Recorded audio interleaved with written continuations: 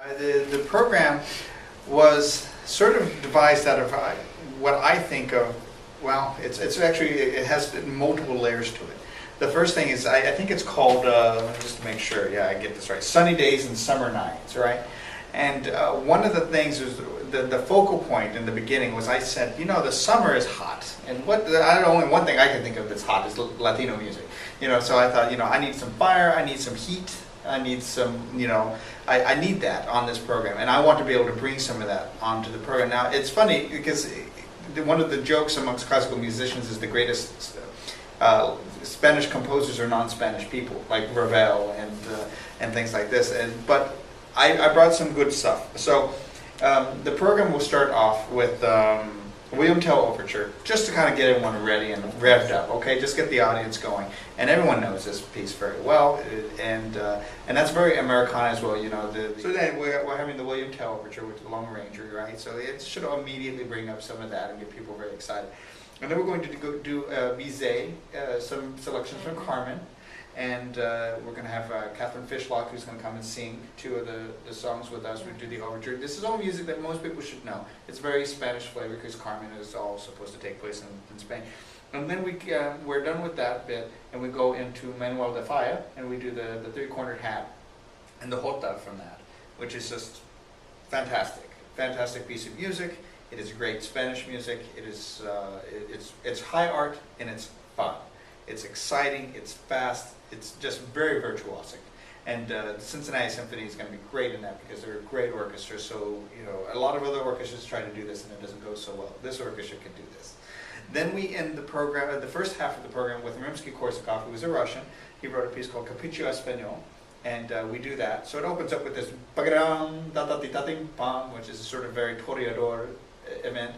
And it keeps going on like this, and it has a Spanish dance, and it's very exciting music, very hard for the orchestra again, very, very heat-oriented, yeah? That's kind of why I programmed the first half like that. Then we come back to the second half, and to bring the whole program home a little bit, I wanted to kind of go back in American history and sort of think, what was it that Americans used to do in the summer, say, in the 30s or in the 20s? They used to go to the circus, because the circus would come through town. They had big tents and such. So we're doing Barnum and Bailey's Favorites. This is a march, very fast, very exciting, and it takes us all the way back to that. And around the same time, then I kind of make a little joke in the program, and we're doing this Johann Strauss Perpetual Mobile, in which case I'm going to be inviting some select kids from the audience to come up to the stage and conduct the orchestra.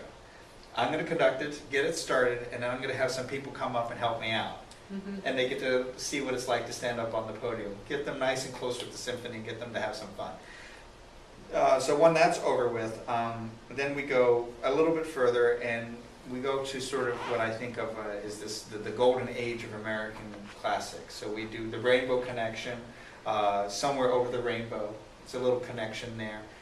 So you think Wizard of Oz, you think America, you think Somewhere Over the Rainbow. It's very optimistic. And then we do a little bit of the A Train, which is a nice little jazz standard. And then we do another great American piece, a little Smile from Modern Times.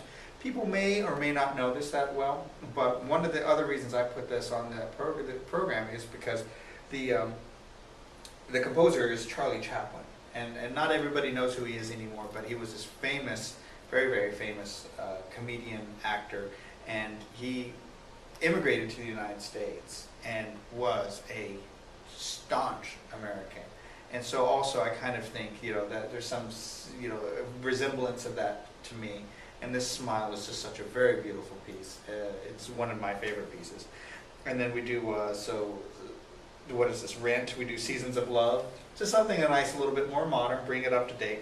And then we're going to end up the program with what we call it the patriotic bit. Patriotic America. You have to have that on every Summer Pops concert, right? You can't go outside and not hear things like Semper Fidelis March. We're going to hear, you know, God Bless America, The Simple Gift, Shenandoah, Give Me Your Tired, Your Poor, another little motif that kind of rides through the program, the song that's supposed to be the namesake song of the Statue of Liberty.